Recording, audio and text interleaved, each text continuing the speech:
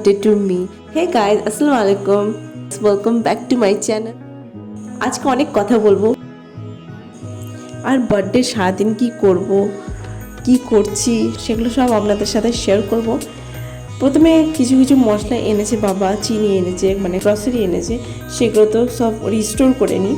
আর বর্ষার সময় মশলা আমি কম কম আনাই প্রেফার করি, কারণ কোটোর মধ্যে অনেক সময় দেখবেন ফাঙ্গাস হয়ে যায়, মশলাটাই পুরো নষ্ট হয়ে যায়। এই জন্য অল্প অল্প করে নিয়ে বর্ষাকালটা আমরা অল্প অল্প করে নিই, আর যখনই শেষ হয় তার আগেই নিয়ে আসতে বলে দিই।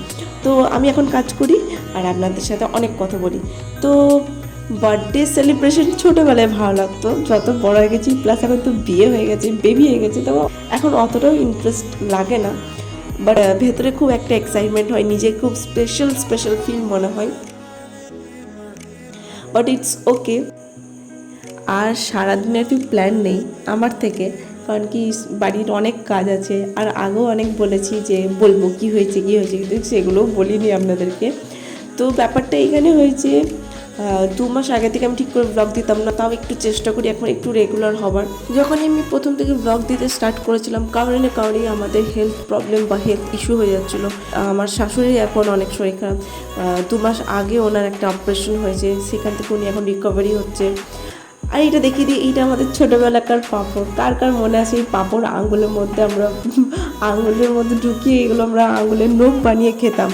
কিন্তু যখন এটাকে আমি ছেঁকে দেখেছিলাম, ওটা অতটাও সাইজে আসছিলো না, কারণ কি এটা ছোটো পাঁপড় মনে হয়। তো যাই হোক, এগুলো আমি স্টোর করে নিচ্ছি। আর যেটা বলছিলাম, 2 মাস আগে আমার শাশুড়ি অপারেশন হয়েছিল, সেখান থেকে এখন উনি রিকভারি করছেন। আর বুঝতেই পারছেন, পুরো ঘরকে সামলানো, প্লাস আমার রান্না বান্না এগুলো অনেক কিছুই থাকে, টিউশন পড়ানো, তার মধ্যে ব্লগ শ্যুট করা, এডিট করা, সেগুলো অনেক কাজই থাকে। তো দেখতে দেখতে আমার এখানে মশলা ভরাও হয়ে গেছে। এবার আমি এগুলোকে র্যাকের মানে সেলফের মধ্যে রেখে দিচ্ছি। আর মেঘলা ওয়েদারের মধ্যে কাজ করতে একদমই ভালো লাগে না, স্যাঁতস্যাঁতে লাগে। ওয়েদারটাও দেখে দিই, 3-4 দিন যা গেল। আর আজকে ভাবলাম আমার বার্থডে, মুখের অবস্থা দেখতেই পাচ্ছেন, এত এক্সস্ট হয়ে থাকে আমি এখন। মানে সবজি যখন চপিং করছিলাম, তখন একটা পিস আমি রেখে নিয়েছিলাম টমেটো, তো আমি মুখে একটু রাব করবো বলে, তো ওইটাই আমি একটু লাগাচ্ছিলাম, একটু সেলফ কেয়ারিং, সেলফ প্যাম্পারিং বলতে পারেন। তারপরে আমি চলে যাই বাবার কাছে। তো দেখে নিন এবার এখানে আম্পা কি করছেন? খোল মাছ ধরা খোল গুঁড়ো করবো। আগামী 8 তারিখে কমলসাগরে মাছ ধরা ডেট করে দিই, অনলি ফর কমলসাগরের মানুষের জন্য। প্রতি বছরই হয়, একবার করে একদিনের জন্য ফ্রি। হ্যাঁ, ডেট ফিক্স নাই, তবে ডেট করে নিতে হয় সেই মতো। প্রতি বছর একদিন করে ফ্রি মাছ ধরতে যায়, বিশাল বড় পুকুর। আর এই বাবা এখানে ছিপ নিয়েও বসেছে কমলসাগর কমলসাগরে। তো কি করবেন এবার দেখান। এখানে শুধু একটু গুঁড়ো করে নেবো, তারপরে আবার ভাজতে হবে, আরো জিনিস দিতে হবে, অনেক যে জিনিস লাগে। এটাতে কি হবে? চার, মাছ চারা বলা, এটা চার। এই গুঁড়ো করার পরে ভাজবো, ভাজার পর নানা রকম জিনিস যেগুলো লাগে, তখন পরে বলবো কি কি লাগছে। হ্যাঁ ঠিক আছে, এবার দেখান ঢেলে কি করবেন। অল্প অল্প করে নিবেন তো? অল্প করে নিতে হবে, এরকম দিয়ে একটু মিহি করে নিতে হবে, দানা থাকলে হবে না।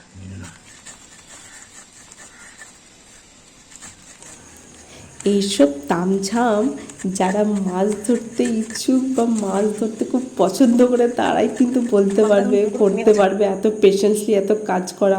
তার মধ্যে আমার বাবাও একটা আছে। মাছ ধরার কিন্তু প্রচুর নেশা বলা যেতে পারে, মাছ ধরা একটা নেশাই বলতে পারেন।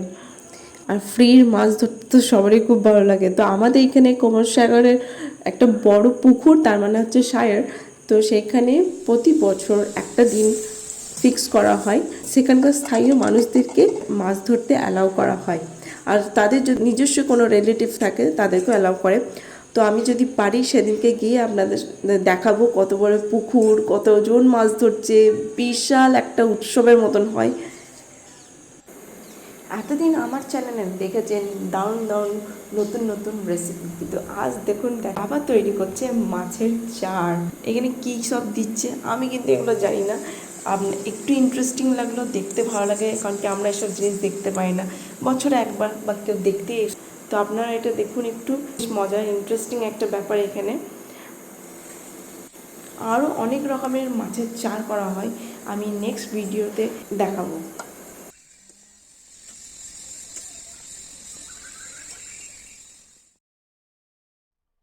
স্কিনটা অনেকটা ডাল হয়ে গেছে, আস্তে আস্তে অনেক স্কিন কেয়ার করতে হবে আমার। এখানে আইব্রো করতে হবে ভেবেছিলাম, কিন্তু আইব্রো করাও হয়নি। তো যাই হোক, আজকেও ভেবেছিলাম একটু বাইরে যাবো, কিন্তু সেই প্ল্যান সব ক্যান্সেল হয়ে গেছে বৃষ্টির কারণে।